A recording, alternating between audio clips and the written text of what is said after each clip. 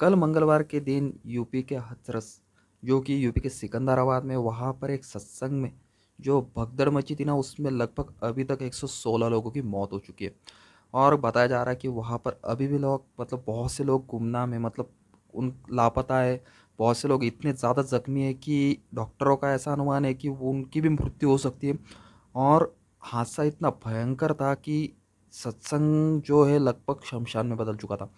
सुबह-सुबह मैंने जब न्यूज़ देखी तो न्यूज़ में ऐसा पता चला कि वहाँ पर जो गार्ड, जो लाशों का ढेर देखकर उसको तक हार्ट अटैक आ गया और वहाँ पर उसकी मृत्यु हो गई। सो आज के जस्टिंग के एपिसोड में हम यही देखेंगे कि यह सत्संग, ये भक्तिभाव लोगों की जान से भी ऊपर हो चुका है। मतलब देखो ना, प्रशासन की भी ज़िम्मेदारी बनती है, वहाँ पर ऐसे बहुत से, मतलब प्रशासन से भी गलती हुई। अभी लोग भक्तिभाव में इतना ज़्यादा बह जाते हैं, ये मतलब प्रशासन को भी पता है, पुलिस वालों को भी पता है, सबको पता है, लेकिन उनसे भी बहुत सी गलतियाँ यहाँ पर हो चुकी। और सबसे बड़ी गलती तो उन बाबा से हो चुकी है, उनके एक स्टेटमेंट की वजह से। लास्ट में जाते समय उन्होंने जो स्टेटमेंट दिया था, उस स्टेटमेंट की वजह से ये जो पूरी मौतों की ज़िम्मेदार तो वही बाबा है, और जो आयोजन करता है वो तो है ही। सो चलो, आज के जस्टिंग के एपिसोड में हम यही देखेंगे। वीडियो शुरू करने से पहले मेरा एक ही कहना है कि मतलब ऐसे हादसे पहले भी हमारे भारत में हो चुके हैं, और ऐसे हादसे दोबारा ना हो, इस पर तो प्रशासन को कुछ ना कुछ तो भी करना चाहिए। तो चलो फिर वीडियो शुरू करते हैं। तो फर्स्ट ऑफ ऑल, इस इंसिडेंट की अगर बात करें तो ये यूपी के हथरस, जो कि सिकंदराबाद में, वहाँ पर ये हादसा हुआ। वहाँ पर एक बहुत ही, मतलब यूपी में एक बहुत ही प्रचलित बाबा है, जो कि आज, मतलब आज के वक्त में तो लोग ज़्यादा सोशल मीडिया वगैरह इन सभी पर ही ज़्यादा से ज़्यादा इन लोगों को मतलब देखकर इंस्पायर वगैरह होते हैं। बट देखा जाए तो इन अ ग्राउंड लेवल ये बाबा किसी भी सोशल मीडिया प्लेटफॉर्म पर कहीं पर भी नहीं है। ये डायरेक्टली कॉन्टैक्ट टू कॉन्टैक्ट लोगों को ही प्रवचन देते हैं।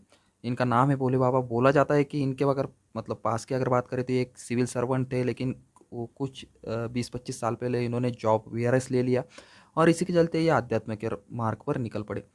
लगभग 25 साल से ये अध्यात्म से चलते सत्संग वगैरह दे रहे।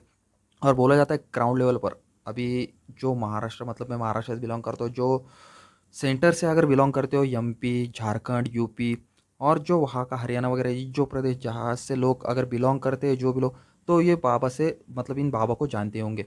बोला जाता है कि इनकी फ़ैन फॉलोइंग इतनी ज़्यादा है कि इनके लगभग एक सत्संग में लाख से 1.5-2 लाख पब्लिक होती है। अभी बाबा को छोड़कर अगर इंसिडेंट की अगर बात करें तो हथरस में ये सत्संग का आयोजन वगैरह किया गया था। बोला जाता है कि वहाँ पर लगभग, मतलब मैंने भी रिसर्च वगैरह किया, न्यूज़ वगैरह तक, तो उसमें बोला जा रहा था कि लगभग 80,000 लोगों की यहाँ पर परमिशन वगैरह आयोजनकर्ताओं की ओर से ली गई थी। लेकिन आयोजनकर्ताओं को और बाबा को भी पता था, ऐसा बोला जाता है कि उनको भी पता था कि इससे भी लगभग बहुत ज़्यादा, मतलब डबल नहीं ट्रिपल भी पब्लिक आ सकती है। क्योंकि जो इंसिडेंट, मतलब जहाँ पर हुआ, वहाँ पर बोला जा रहा है कि मतलब जो आजू-बाजू गाँव वाले लोग हैं वो बोल रहे थे कि लगभग 2 से 3 लाख वहाँ पर पब्लिक थी। 82,000 की परमिशन और 2-3 लाख, ठीक है, 1 लाख पकड़ कर चलते, लेकिन डबल से ट्रिपल अगर पब्लिक हो तो ऐसे हादसे होना तो जायज़ है भैया। और उसमें भी एक बात बताई जा रही है कि पुलिस प्रशासन ने वो हाईवे की तरफ से जो रोड, मतलब जहाँ पर ये सत्संग होने वाला था, वहाँ पर ऐसे एक हाईवे जाती है। सबसे पहले लोगों का कहना था कि वहाँ की जो ट्रैफिक वगैरह है उसको डाइवर्ट नहीं किया गया था। डायरेक्टली पब्लिक को, मतलब आने-जाने के लिए एक ही रास्ते का आयोजन, मतलब वहीं से ही आना और वहीं से ही जाना। और सबसे पहले एक सत्संग वगैरह कंप्लीट हुआ, बाबा ने से सत्संग दिया, वो बाबा जाने और वो पब्लिक जाने। लेकिन जाते समय बाबा ने एक बहुत बड़ी चीज़ बोल दी। बाबा ने, मतलब देखो ना यार, बोलने की भी एक आदत रहती। बाबा ने जाते समय बोला कि मतलब मेरे जाने के बाद मेरे चरणों की धूल जो भी लेगा, वो जो भी पीड़ित वगैरह होगा, जिसको भी प्रॉब्लम वगैरह होगी, उसके अगर माथे पर लगा दोगे तो उसके सारे प्रॉब्लम्स वगैरह दूर हो जाएगी। और भारत में तो आप सभी को पता है कि लोग इन बाबाओं के चक्कर में कितने ज़्यादा पागल हो जाते हैं। उसी के चलते जो पूरी पब्लिक है उनकी धूल लेने के लिए वहाँ पर, मतलब भागने लगी। जो बीच में जो सामने वाली की पब्लिक थी, उसके ऊपर एक पब्लिक। और कुछ-कुछ लेडीज़ वगैरह होते हैं जिनको जॉइंट्स के वगैरह प्रॉब्लम होते हैं, जो उनको पैरों के वगैरह, मतलब जो बुज़ुर्ग लोग वगैरह होते हैं, जेंट्स जेंट्स जो भी हो, वो वहाँ पर गिर पड़े। लेकिन पब्लिक ने कुछ भी नहीं देखा और पब्लिक सामने स की तरफ भागने लगी। इसी के चलते जो वहाँ पर उठ नहीं पाए वो नीचे गिरते चले गए, ऊपर से पब्लिक चली थी। और इसी के चलते वहाँ पर लगभग 116 लोगों की वहाँ पर मौत हो गई। अभी जब इसके ऊपर आप न्यूज़ वगैरह देखो तो उसमें बोला जा रहा है कि इसमें सबसे बड़ी जो गलती है वो पुलिस प्रशासन की मानी जा रही है और जो आयोजन करता है उनकी मानी जा रही है, क्योंकि गांव वालों को भी पहले अलर्ट नहीं किया गया था। उनको सिर्फ इतना बताया गया था यहाँ पर सत्संग होने वाला है, लेकिन वहाँ पर गाँव बाजू के गाँव वाले वगैरह उनका कहना है कि ना ट्रैफिक को डिवाइड किया गया था, ना पब्लिक के हिसाब से वहाँ पर प्रशासन ने कुछ तैयारी वगैरह की थी। वहाँ पर सिर्फ बाबा के जो सेवाकर्ता वगैरह थे, उनके जो मतलब फॉलोअर्स वगैरह थे, वही उन्होंने ज़्यादा से ज़्यादा मतलब वही ज़्यादा से ज़्यादा आयोजन वगैरह कर रहे थे। और ऐसा बोला जाता है कि इन बाबा के मतलब उन बाबा ने खुद ही कहा कि मेरे चरणों की धूल लेने की। अभी तुमको अगर बाबा जी अगर चरणों की धूल बांटनी, और यह हादसा पहले भी नहीं होता, इससे पहले भी यूपी में जो हमारे जो मिश्रा जी बाबा है उनके मतलब मैं रियलिटी में बताता हूँ। मेरी मौसी उनका जो रुद्राक्ष का जो मतलब कार्यक्रम वगैरह हुआ था उसमें गए थे। लगभग 12 किलोमीटर की वहाँ पर ट्रैफिक जाम हुई थी।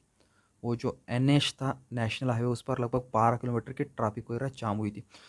और फिर भी प्रशासन ऐसे सत्संगों का और बाबा लोग भी इसको ज़्यादा से ज़्यादा बढ़ावा देते। हमारे संभाजी नगर में जब उनका कार्यक्रम हुआ तो इतनी ज़्यादा भीड़ थी कि लगभग 8 किलोमीटर का रास्ता ब्लॉक करना पड़ा था।